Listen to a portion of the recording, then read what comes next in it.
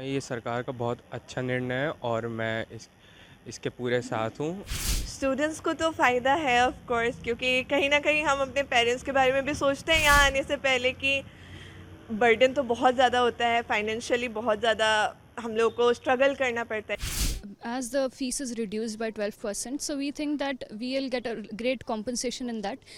इस डिसीजन की वजह से अकोमोडेशन की फ़ीस कम हो गई है और इस वजह से 25 से लेके 1 लाख रुपए तक का वेव ऑफ हो गया है फ़ीस में।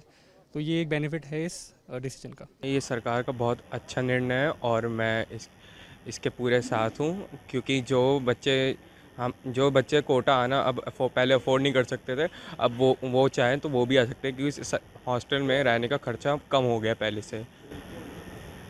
तो सरकार के इस कदम को सही मानते हो आप? जी, बहुत अच्छा सरकार ने कदम उठाया है। स्टूडेंट्स को तो फ़ायदा है ऑफ कोर्स, क्योंकि कहीं न कहीं हम अपने पेरेंट्स के बारे में भी सोचते हैं यहाँ आने से पहले कि बर्डन तो बहुत ज़्यादा होता है, फाइनेंशियली बहुत ज़्यादा हम लोग को स्ट्रगल करना पड़ता है, क्योंकि ऑफ कोर्स सब तो इतने अमीर नहीं होते कि इतना ज़्यादा सब कुछ एफर्ट कर पाएँ। तो कहीं न कहीं बहुत ज़्यादा एक रिलीफ़ टाइप का एक फ़ील हुआ होगा कि होगा, स्मॉल अमाउंट एक ही होता है जीएसटी, लेकिन उतना भी कम है तो फाइनेंशियली बहुत ज़्यादा सपोर्ट हो जाता है। तो मेरे ख्याल से तो काफ़ी अच्छा एक स्टेप लिया गया है for the upbringing of childrens, कि वो लोग सोच पाए बाहर आने के लिए, पढ़ने के लिए, अगर इतना भी थोड़ा सा भी अगर फाइनेंशियली सपोर्ट मिल रहा हो तो मेरे ख्याल से बहुत अच्छा एक स्टेप लिया गया है। I think that even as parents or students, we believe and we look forward for something affordable. And we as students look for other countries that are quite affordable to live in or for our tuition fees. But the government of India has taken the step, and I think it's very helpful because even now as a student, we don't have to go to other countries to look for education that is affordable. We can live here and continue our education, which is at reasonable prices. Financially help से, क्योंकि आपके बहुत पैसे बचेंगे तो उसको student कैसे use कर पाएंगे, आपको कैसे लगता है यूटिलाइज कर पाएंगे उस मनी को उस time? Sir, as the fees is reduced by 12%, so we think that we'll get a great compensation in that.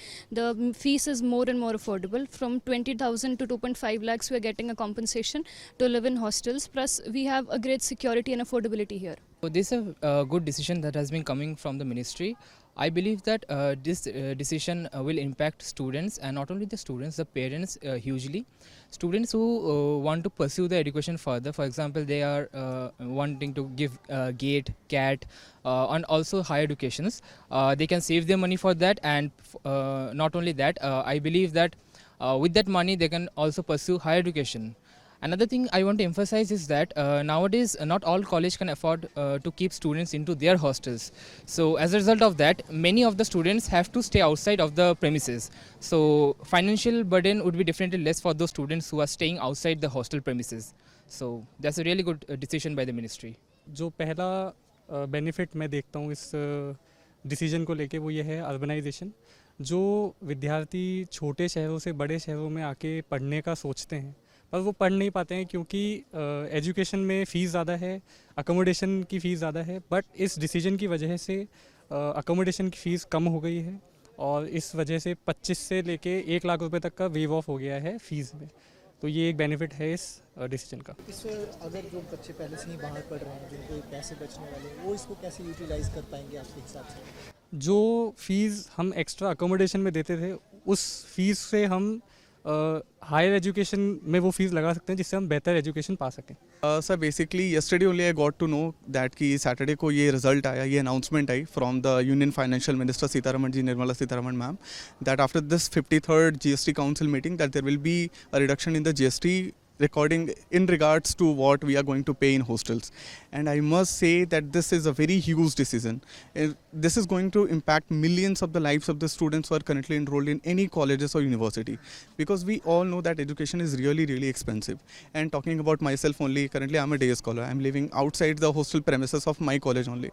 So I understand that how much financially my parents are burdened, and in fact even I am currently trying to lessen this burden by doing some internships as well. And after hearing this decision from our Honorable Prime Minister's cabinet, and that this decision has been issued, I'm really happy. And I must say that the vision that has been envisioned by our Prime Minister, the Viksit Bharat 2047, I think we are clearly on the path to become the superpower of this world.